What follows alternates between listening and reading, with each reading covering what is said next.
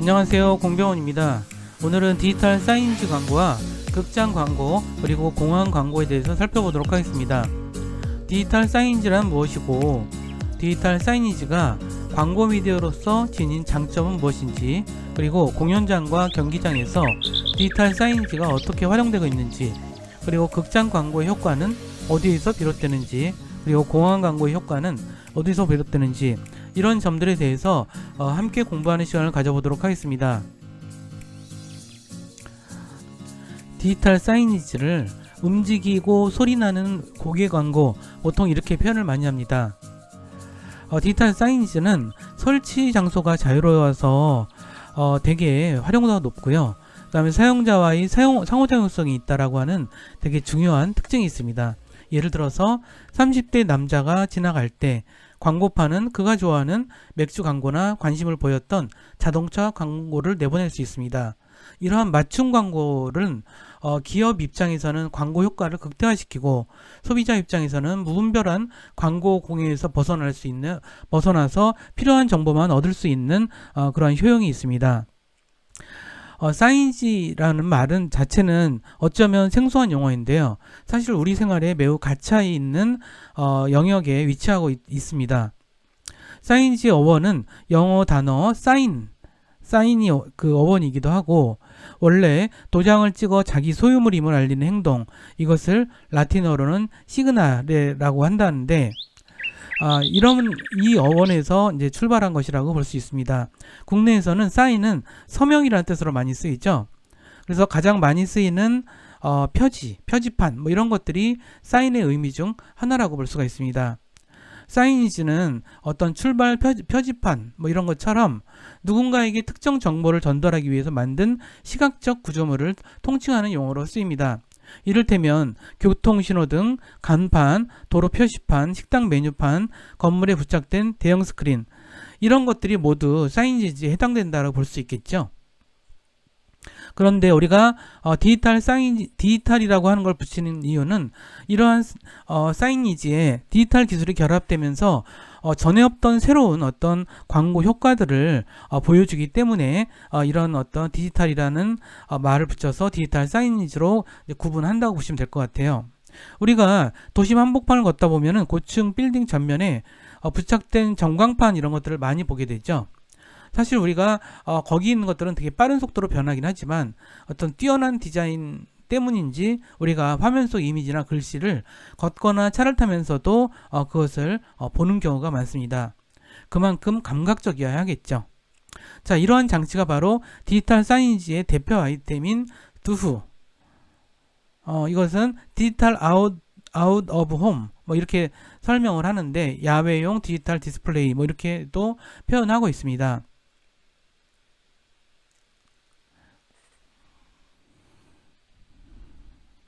쇼핑몰의 모델의 전시 이미지를 보여주는 디지털 사이니지가 들어있습니다.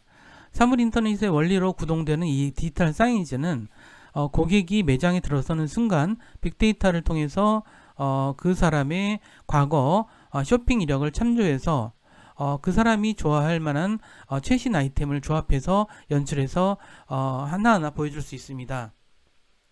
만약 여자친구를 만나기 위해서 산책할 때 입을 옷을 찾고 있다면 가벼운 천연 재질의 어떤 페도라나 데님 셔츠, 뭐 치노 팬츠, 뭐 이런 것들이 어우러진 이미지가 등장한 것을 살펴보다가 페도라를 터치하자 가격과 브랜드, 디자인이 다른 제품들이 쫙 표시가 됐습니다.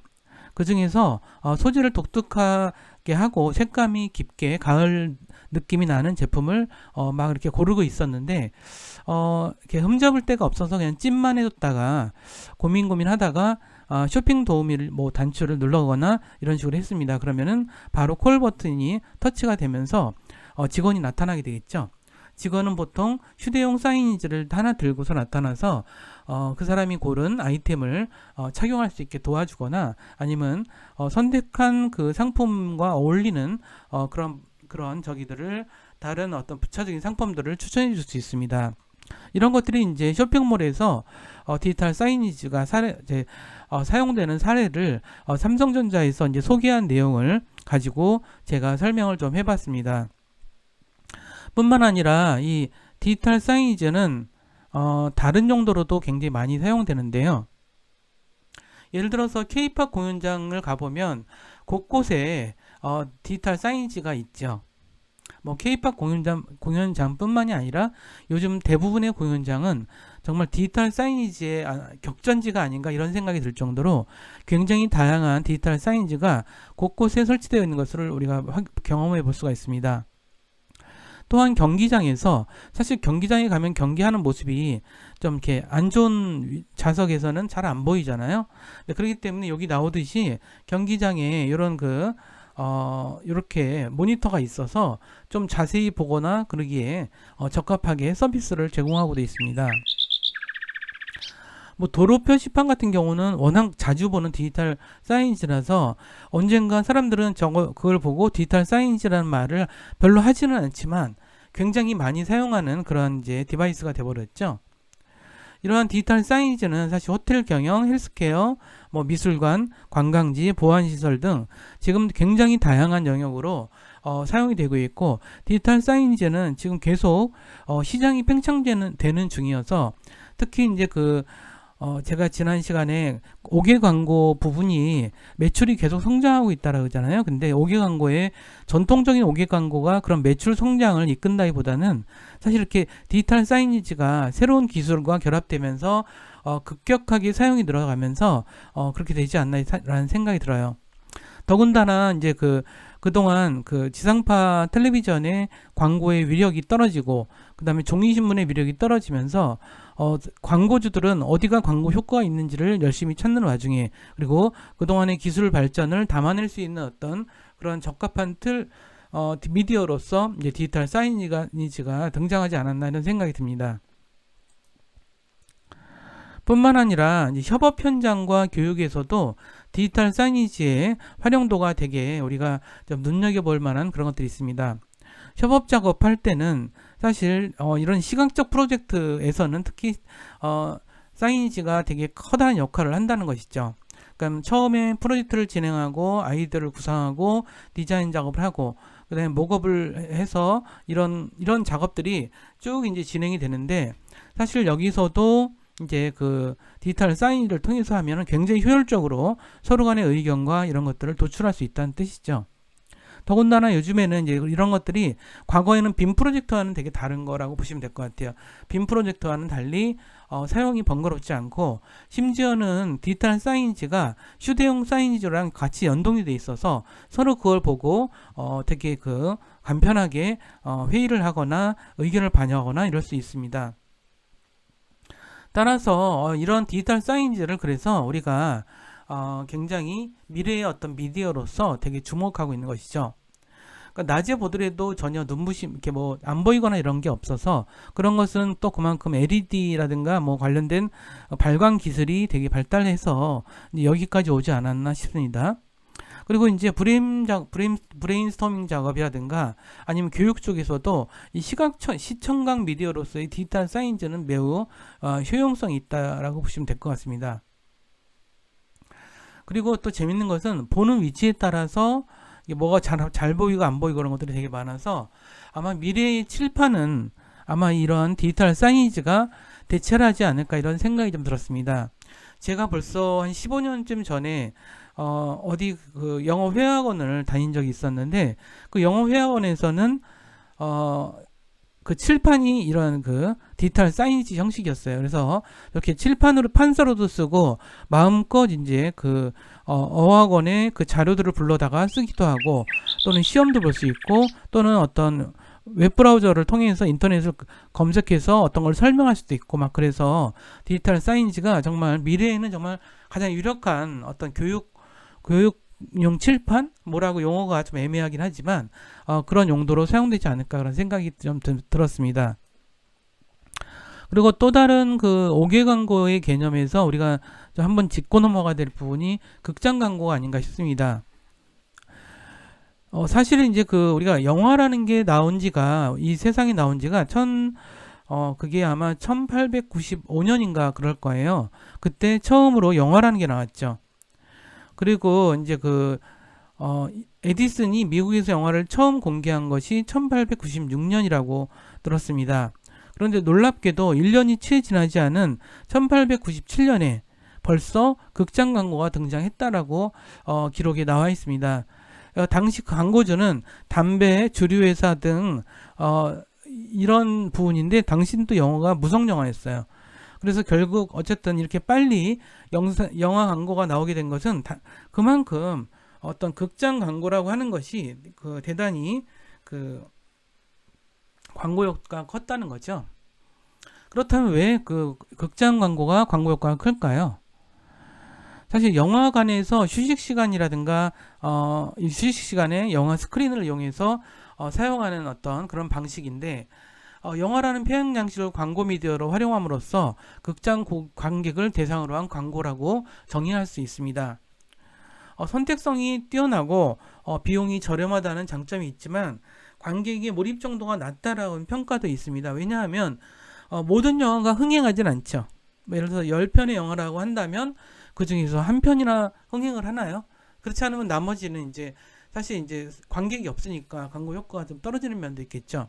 어쨌든 흥행이 된다라는 전제하에서는 뭐 엄청납니다. 광고 회상도가 59%고 광고 광고 수용도가 53%고 그 다음에 하루에 5회 정도를 상영하니까 뭐 이거는 엄청난 거죠. 그래서 좌석 점유율을 높였을 때는 광고 효과가 더 뛰어나기 때문에 이런 부분들이 이제 극장 광고의 되게 중요한 측면이라고 우리가 생각할 수 있을 것입니다.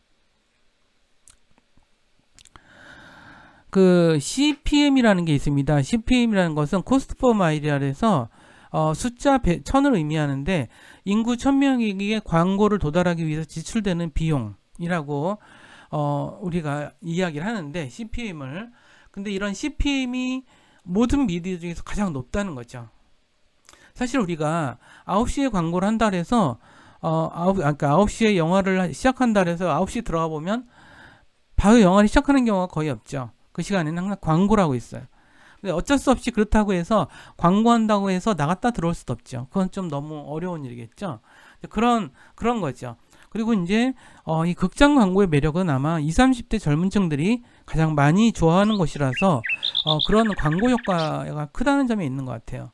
더군다나 이 TV 광고는 일요일날 광고 효과가 굉장히 높고 그렇다는 점들은 있습니다. 그렇기 때문에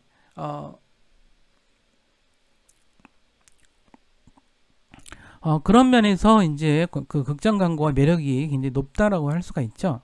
그러니까는 20, 30대 젊은 층들이 늘상 많이 오고 그리고 토요일날 일요일날은 가족 단위로 많이 오고 15세 이상도 많이 관람을 하고 이런 측면들이 이제 극장 광고의 아주 매력이 아닌가 싶어요. 그리고 이제 뭐 명절이나 추석 때 영화 많이 보시죠. 저도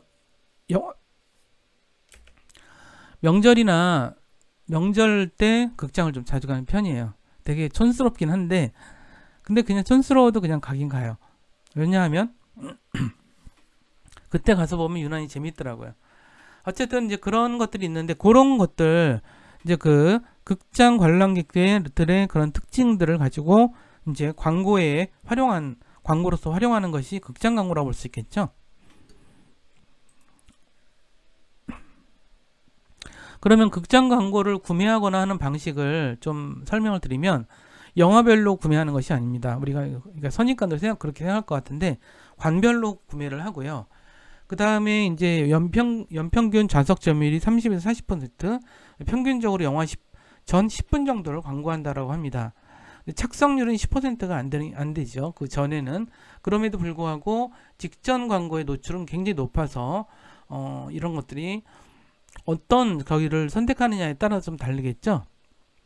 근데 극장 광고의 경우는 이제 결국 우리나라에서도 JS컴이 뭐 90%를 차지하고 있다라고 하고 있어요. 그다음에 몇몇 업체들이 뭐 이렇게 쭉 나눠서 차지하고 있는데 이거는 여러분들이 나중에 또 만약 이쪽의 분야에 취업을 하시게 되더라도 그때쯤 가면 막 시장 판도가 좀 달라져 있을 테니까 그런 부분들.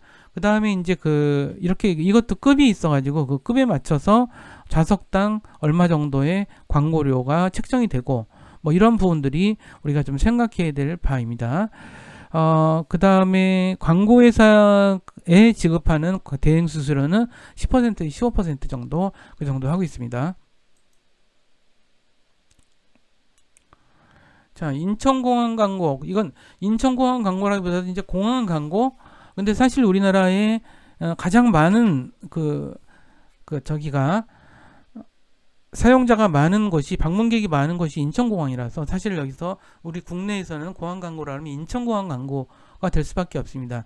인천공항은 연간 3,500만 명이 드나드는 정말 세계적인 공항이라고 알려져 있고요. 그 다음에 주로 대부분 가보셨겠지만, 일반 대합실 부분이 있고 격리 대합실 이렇게 나눠져 있죠. 그래서 격리 대합실에는 뭐 출국하려는 사람들이 또는 입국하는 사람들이 어떤 대기하고 있거나 입국 심사를 하거나 뭐 그런 곳에서 보여주는 그러한 광고겠죠. 그래서 여기에 맞춰서 지금 광고가 되어 있는데, 경험적으로 보면은 공항 광고는 굉장히 고가품들이 많더라고요. 물론 면세점에 가면은 또 좀 싸게 물건을 살 수도 있죠. 그래서 굉장히 목돈을 사게 되는 그런 경향성이 있는 것 같아요. 되게 목돈을 이제 쓰게 되는 경향성이 있는 것 같아요. 평상시에 잘 못 쓰던 거, 뭐 시계 같은 것들은 사실 뭐 예를 들어서 뭐 밖에서 보통 100만 원짜리 시계인데 면세점에서는 막 50만 원, 40만 원, 30만 원 막 이렇게 싸니까 거기서들 많이 사죠. 근데 이제 그렇게 사다 보면 금방 이제 또 엄청 많이 비용이 드니까. 근데 어쨌든 사람들이 좀 약간 이렇게 고급적인 것들을 이제 여기서 사는 버릇들이 되게 많아요. 그래서 약간 명품 브랜드들이 굉장히 많이 들어와 있고요. 그런 특징이 좀 있다고 생각하시면 될 것 같아요. 그래서 이제 여기서도 어떤 면에서는 이제 공항 내부의 환경, 복도, 그 다음에 심지어는 이렇게 미는 수레 있잖아요. 거기도 광고가 다 붙어 있어요. 그것도 다 광고가 얼마에 얼마 다 이런 식으로 돼 있는 거죠. 그래서 그런 부분처럼 돼 있고요. 이제 인천 광고를 지금은 약간 바뀐 것 같던데, 어떤 독점하기도 하고 막 그렇습니다. 월 단위로 13억 정도를 이제 공항 관리공단에 지불하고, 이제 전에 요 2006년부터 10년 동안에 했던 독점 업체의 이제 사례를 이제 문서를 보다 보니까 그게 나오더라고요. 그러니까 이제 월 단위로 13억 정도를 지불하고 전체 계약 광고물들에 대해서 영업을 하는 방식으로 하는 거죠. 그래서 이제 영업사원이 영업 시스템을 활용해서 이제 광고를 판매하는 거죠. 광고 공간도 판매하고 뭐 이렇게 하는 거죠. 그리고 이제 공항 광고를 이제 좋아하는 사람들은 항상 여기 이 업체들에다 연락을 해서 그런 것들을 이제 광고를 사는 거죠. 광고 공간을 사서 활동하는 방식으로 이루어져 있습니다. 그 밖에 이제 약간 좀 특이한 광고이긴 한데, 제가 이거를 설명할까 말까로 다 이제 설명을 했는데, 진공 유리관에다 전기를 방전하면 나오는 이런 네온사인 광고가 이게 계속 있어요. 이게 사실 옛날 굉장히 오래된 광고 기법인데 아직도 살아남아서, 그런데 어떻게 밤에 이렇게 반짝반짝하면서 나오는 그런 네온사인 광고가 사람들이 주목은 확 끄는 게 있어가지고, 그래서 이제 2, 3년 전인 것 같은데 홍대 거리에서 퓨마 신발의 광고를 이런 네온사인 광고와 함께 내보낸 적이 있습니다. 이렇게 하면 뭐가 좋을까요? 일단 밤이라서 네온사인은 밤에 굉장히 강하죠. 그렇기 때문에 밤 시간에 어떤 광고를 되게 할 수 있는 되게 좋은 어떤 그런 계기라고 할 수 있겠죠. 그러니까 이렇게 되면은 밤에 이게 켜지기 때문에 밤에 효과가 더 많겠죠. 근데 밤에는 뭔가 광고할 수 있는 방법이 없었는데 이런 방법을 찾았다라고 생각하시면 될 것 같아요. 그래서 이런 것들을 한번 좀 제가 말씀을 좀 드린 거고요.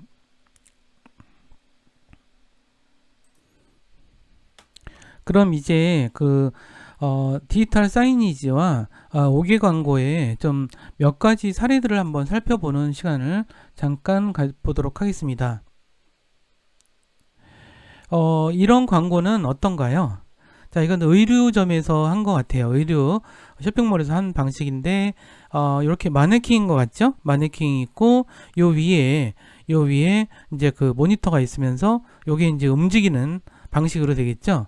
그럼 훨씬 좀 다른 어떤 이렇게 손님을 끄는 효과도 굉장히 강력할 것 같고, 이 의류의 어떤 나름대로의 색채라든가 이런 거를 감안한 게 아닌가 이런 생각이 들어요. 요 뒤에도 있네요. 여기 있는 그 디지털 사이니지는 제가 자세한 설명은 안 돼 있어서, 근데 제가 느끼기에는 어떤 사람이 옷을 입고 서 있으면 카메라가 그 사람의 어떤 면을 이렇게 보여주는 게 아닌가 이런 생각이 들어요.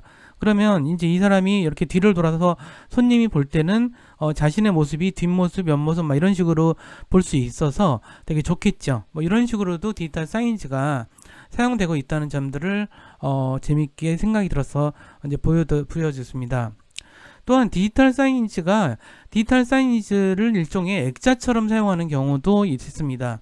이것도 되게 흥미로운 이제 경험인데, 이렇게 액자처럼 되어 있는데 이게 다 이제 디지털 사이니지처럼 돼서 움직이는 방식인 거죠.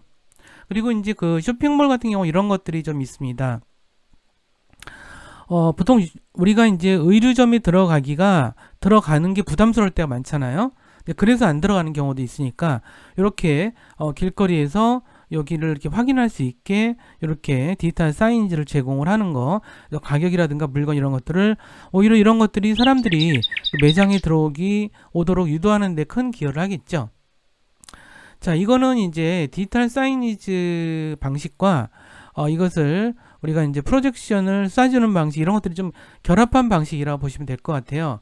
이 전체가 프로젝션으로 쏠 수도 있고, 일부 같은 경우는 이제 프로젝션으로 보여주기도 하고, 뭐 그런 것들이 좀 겹쳐 있다고 생각하시면 될 것 같아요.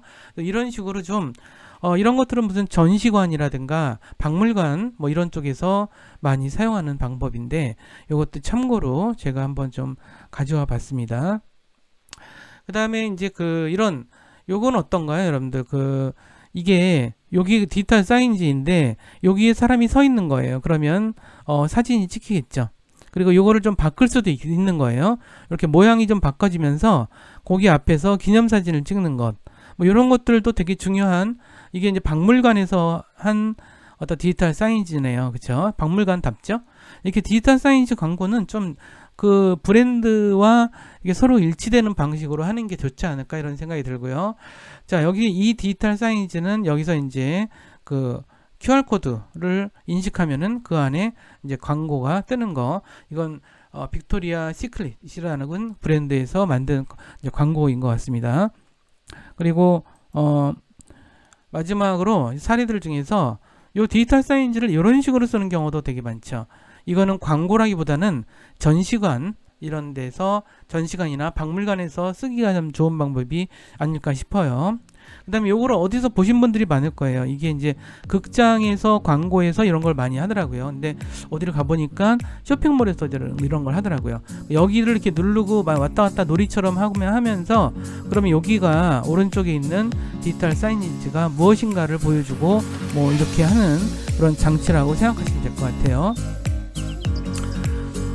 그러면은 우리 이제 마무리하는 시간으로 가도록 하겠습니다. 이제 디지털 사이니지 광고라는 것은 움직이고 소리내는 5개 광고이다. 설치가 자유롭고 사용자 상호작용성이 굉장히 뛰어나다. 그래서 쇼핑몰에서 전시 이미지를 보여주는 디지털 사이니지가 대표적인 사례로 설명을 드렸고, 공연장, 교통 안내, 그 다음에 협업 프로젝트, 교육 뭐 이런 데서 많이 사용된다라고 하는 말씀을 드렸습니다.